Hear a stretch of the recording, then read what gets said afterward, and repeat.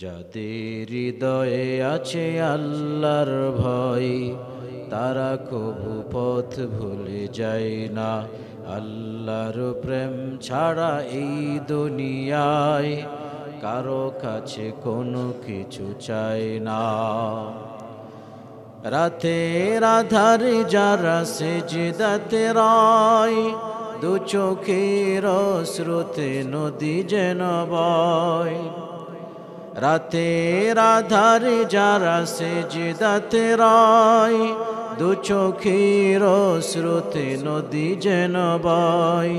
ছলনার হাত ছানি যত আসুক, ছলনার হাত ছানি যত আসুক, পিছনে ফিরে সে তাকায় না। যাদের হৃদয়ে আছে আল্লাহর ভয়, তারা কবু পথ ভুলে যায় না।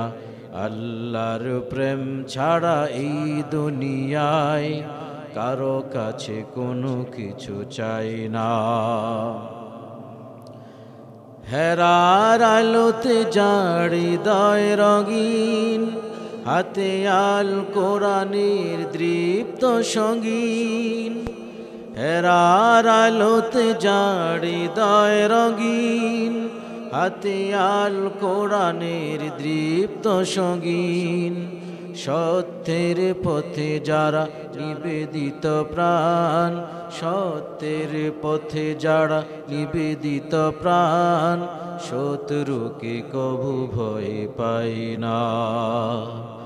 যাদের হৃদয়ে আছে আল্লাহর ভয়, তারা কভু পথ ভুলে যায় না। আল্লাহর প্রেম ছাড়া এই দুনিয়ায় কারো কাছে কোনো কিছু চায় না। যাদের হৃদয়ে আছে আল্লাহর ভয়, তারা কভু পথ ভুলে যায় না। আল্লাহর প্রেম ছাড়া এই দুনিয়ায় কারো কাছে কোনো কিছু চাই না।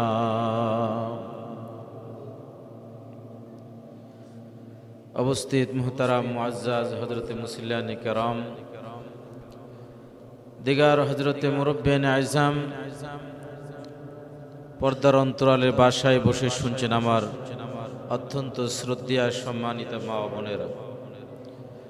সর্বপ্রথম আল্লাহ সুবহানাহু ওয়া তাআলার মহান দরবারে অসংখ্য অগণিত শুকর আদায় করি, যে মহান আল্লাহ পাক আমাদেরকে অত্যন্ত দয়া করে, মায়া করে, ভালোবেসে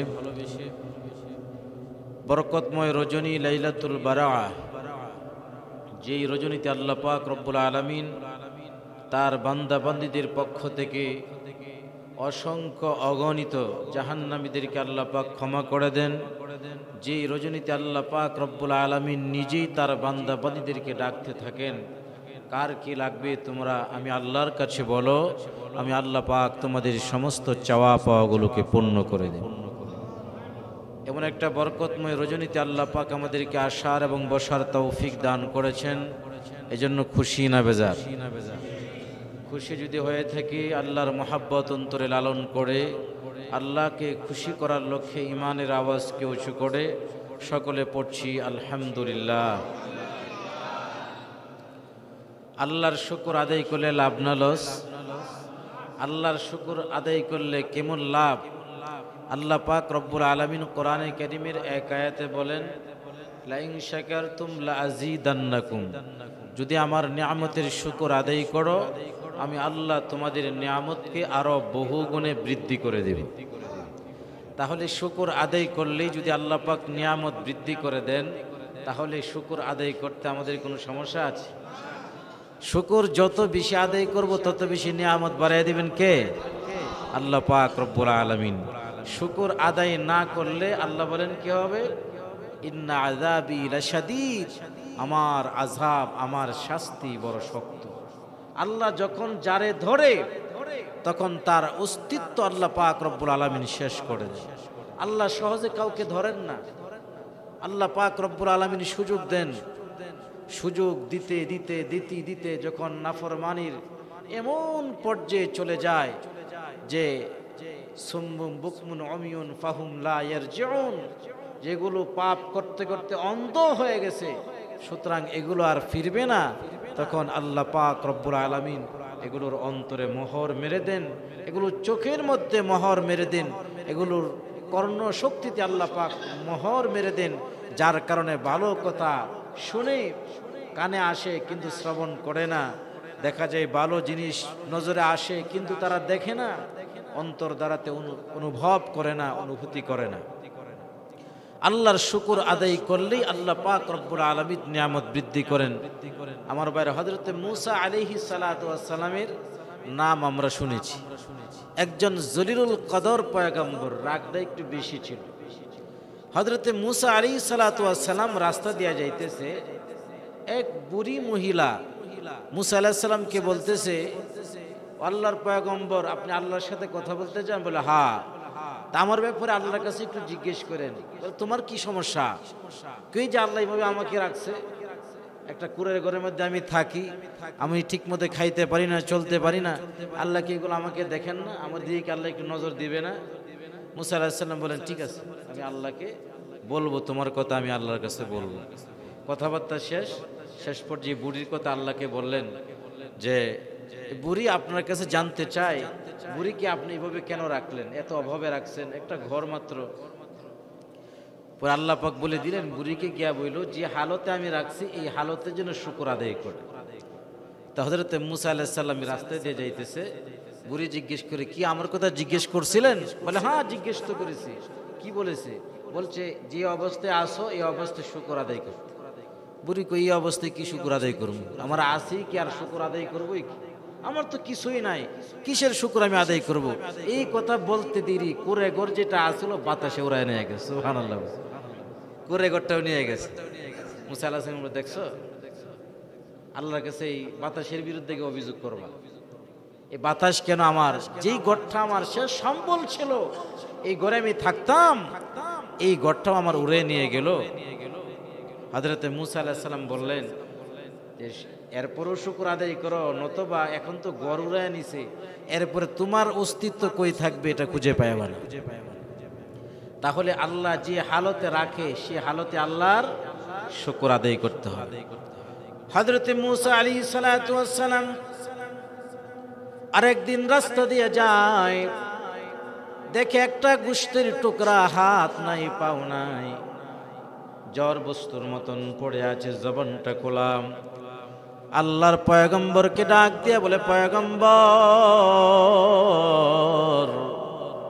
আপনি তো আল্লাহর সাথে কথা বলবেন, কথা বলার একটা ফাঁকে আমার কথা জিজ্ঞেস কইরেন, আল্লাহ পাক রব্বুল আলামিন আমাকে কেন সৃষ্টি করেছেন এটা আল্লাহকে জিজ্ঞেস করবেন। আমাকে কি কোনো কাজে আল্লাহ সৃষ্টি করেছেন, নাকি অনর্থক আল্লাহ পাক রব্বুল আলামিন আমাকে সৃষ্টি করেছেন? আল্লাহ পাক রব্বুল আলামিনকে কিন্তু আপনি বলবেন। হযরত মূসা আলাইহিস সালাতু ওয়াস সালাম আল্লাহর সাথে কথা বলার ফাঁকে এই গোশতের টুকরার কথাও জিজ্ঞেস করলেন। আল্লাহ পাক রব্বুল আলামিন বলে দিলেন, ওই গোশতের টুকরাকে গিয়া বলবা আমি আল্লাহ পাক রব্বুল আলামিন জাহান্নামের একটা ছিদ্র ডাকার জন্য আমি তাকে সৃষ্টি করেছি। সুবহানাল্লাহ।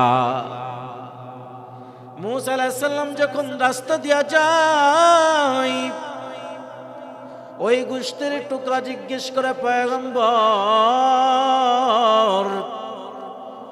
আমার কথাটা কি আল্লাহকে জিজ্ঞেস করেছিলেন? বলে হ্যাঁ, তোমার কথা আল্লাহকে জিজ্ঞেস করেছি। বলে আল্লাহ কি বলেছে? আল্লাহ বলেছে তোমাকে আল্লাহ পাক রব্বুল আলামিন জাহান্নামের একটা ছিদ্র ঢাকার জন্য তোমাকে সৃষ্টি করেছেন। এই কথা শুনতে দেরি আর গোশতের টুকরাটার সাথে সাথে বলে আলহামদুলিল্লাহ। হযরত মূসা আলাইহিস সালাম বললেন, ব্যাপার কি? জাহান্নাম তো এটা কোনো খুশির সংবাদ না, জাহান্নাম তো লিলিহান আগুন দাউ দাউ দাউ দাউ করে যেখানে জ্বলতে থাকবে। সেই জাহান্নামের কথা শোনার পরেও তুমি কেন শুকর আদায় করলা, আলহামদুলিল্লাহ বললাম? ওই গোশতের টুকরা ডাক দিয়া বলে, আমি তো মনে করেছিলাম আল্লাহ বুঝি আমার কথা ভুলে গেছেন, আল্লাহ মনে আমাকে অনর্থক সৃষ্টি করেছেন। এখন আমি বুঝতে পারলাম আল্লাহ পাক রব্বুল আলামিন আমাকে অনর্থক সৃষ্টি করে নাই, একটা কাজের জন্য আল্লাহ সৃষ্টি করেছেন। এই জন্য যেহেতু আল্লাহ পাক আমার মতন একটা গোশতের টুকরাকে রব স্মরণ রেখেছেন, এই জন্য আমি আলহামদুলিল্লাহ বলেছি। এই কথা বলতে দেরি গোশতের টুকরাটা মানুষ রূপান্তরিত হইতে দেরি নেই। আল্লাহু আকবার। তাহলে শুকর আদায় করার কারণে আল্লাহ পাক রব্বুল আলামিন নিয়ামত বৃদ্ধি করে দেন। আল্লাহ পাক রব্বুল আলামিন তার জন্য তার পরবর্তী জীবনটাকে সুন্দর করে দেন। এই জন্য আমাদের জীবনে 4টা কাজ করতে হবে। কয়টা? এই 4টা কাজ যদি আমরা করতে পারি, যখন আমরা দুনিয়া থেকে বিদায় নিব, আল্লাহ পাক রব্বুল আলামিন মরণকালে আমাদেরকে ঈমানের সাথে বিদায় নেওয়ার তৌফিক দান করবেন। আলহামদুলিল্লাহ বলুন। মরণকালে যদি ঈমান নিয়ে মরতে পারি, এর চাইতে সৌভাগ্য আমাদের আর কি হতে পারে? আমার ভাইয়ারা, এই লাইলাতুল বারাতি আল্লাহ পাক রব্বুল আলামিনের কাছে আমাদের চাওয়া হবে, ওগো আল্লাহ, দুনিয়া থেকে যখন আমরা বিদায় নিব, ঈমানের সাথে যেন বিদায় নিতে পারি। দুনিয়া থেকে যখন বিদায় নিব, গুনার কোন মজলিসে আমাকে বিদায় দিয়েন না। পাপরত অবস্থায় মালাকুল মউত আমাদের কাছে পাঠায়েন না। এই জন্য ঈমান নিয়ে যদি মরতে চাই, আমাদের জন্য 4টা কাজ করতে হবে, 4টা আমল করতে হবে। 1 নম্বর আমলের নাম হলো শুকর, আল্লাহর শুকরিয়া আদায় করা। 1 নম্বর আমল কি? আল্লাহর শুকর আদায় করা। আল্লাহর শুকর যে যত বেশি আদায় করবে, আল্লাহ পাক রব্বুল আলামিন এই দুনিয়ার জীবনে কল্যাণের রাস্তা খুলে দিবেন।